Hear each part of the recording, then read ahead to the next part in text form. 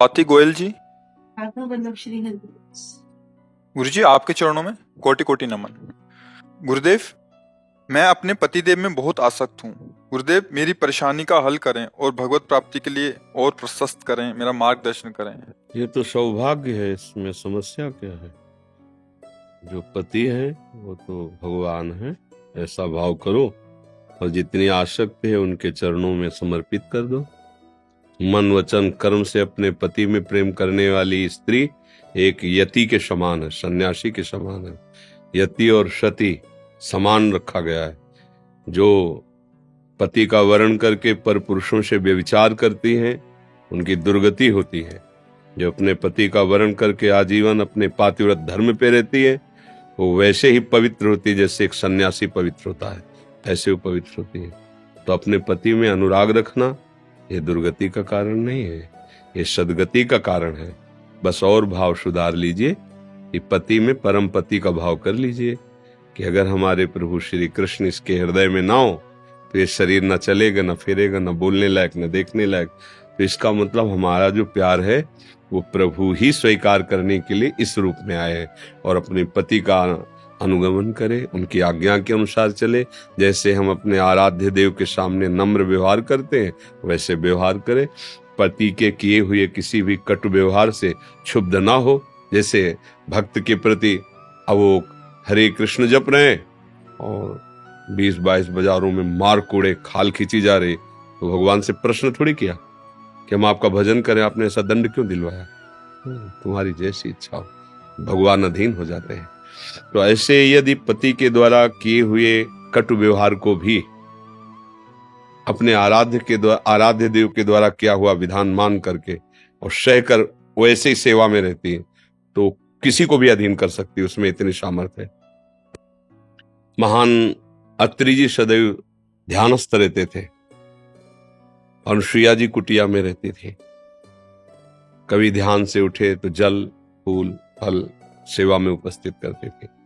एकमात्र वो भगवान का चिंतन और वो करती अपने पति का चिंतन। अत्रि मुनि का मेरे भगवान मेरे पति देव हैं। ब्रह्मा विष्णु महेश उनकी परीक्षा के लिए आए, उनके पातिव्रत धर्म की परीक्षा के लिए। तो अतिथि गृहस्थी में कोई पधारे तो पूजनीय है। जिसका परिचय ना हो, बिना किसी निमंत्रण के अपने आप आ गया हो, उसे अतिथि कहते हैं। तिथि निश्चित नहीं है, कोई परिचय नहीं है, और जिससे परिचय है निश्चित है आना, उसे अभ्यागत कहते हैं। अभ्यागत का तो स्वागत करना ही चाहिए, पर अतिथि से बहुत सावधान। वो भगवान का स्वरूप है। अगर अतिथि का अपमान हो गया तो फिर तुम्हारे पुण्य नष्ट कर देगा। वो विधान है ऐसा। कोई भिखारी कोई भी है, राधे श्याम, अपनी सामर्थ्य नहीं तो हम हाथ जोड़ के कह देंगे आपके देने लायक नहीं, पर हम अपमान नहीं करेंगे कि ऐसे। महात्मा के रूप में गए ब्रह्मा विष्णु महेश। अनुसुईया जी ने देखा कुटिया पे अतिथि पधारे, आदर किया, बैठाला। भगवान क्या सेवा करे? उनका हम तो दुग्ध पान करने आए। ऋषियों के पास किसी ऋषि के पास गाय होती थी जो यज्ञ के लिए खीर आदि का हविष्य आदि का हवन करने के लिए सहयोग देती थी। तो उनका कुछ समय और ठहरिए, दुग्ध गाय का नहीं, आपका दुग्ध पीना चाहते हैं। तो कहा भगवान इसके लिए मुझे पतिदेव से अनुमति लेनी होगी। परीक्षा थी ना तत्काल। अब पति कोई बाहर तो बैठे नहीं, तो ध्यानस्थ समाधि में तत्काल ध्यान किया और कहा हे प्रभु आपके कुटिया में अतिथि पधारे हैं और वो ऐसा वचन बोल रहे हैं। तो उत्तर समाधि से ही दिया कि इसमें कोई हैरान होने की बात नहीं है। स्त्री के वक्षस्थल का स्पर्श करने के दो अधिकारी, एक पति और एक पुत्र। पति मैं हुआ, उन्हें पुत्र बना लो। कमंडल से जल लिया और भगवान हैं और कहा मैं मन वचन कर्म से पातिव्रत धारण करते तुम 6-6 महीने के बालक बन जाओ। ब्रह्मा विष्णु महेश 6-6 महीने के बालक बन गए। गोद में दूध पिलाया, पालने में झुलाया। नारद जी ने बताया जाके लक्ष्मी जी ब्रह्माणी और भवानी को, गए तुम्हारे पति झूला में झूल रहे 6-6 महीने के बले हुए।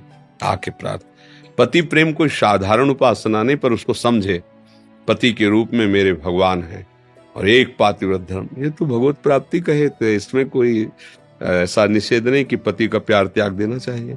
ऐसा नहीं, कहीं शास्त्र में नहीं लिखा। पति से अत्यंत प्यार करना चाहिए, उसके भाव में केवल भगवान रख लेना चाहिए कि मेरे प्रभु इस रूप में आए, बस काम बन गया। जब हम उनसे केवल मांस पिंड युक्त शरीर से राग करते हैं तो फिर काम नहीं बन पाता।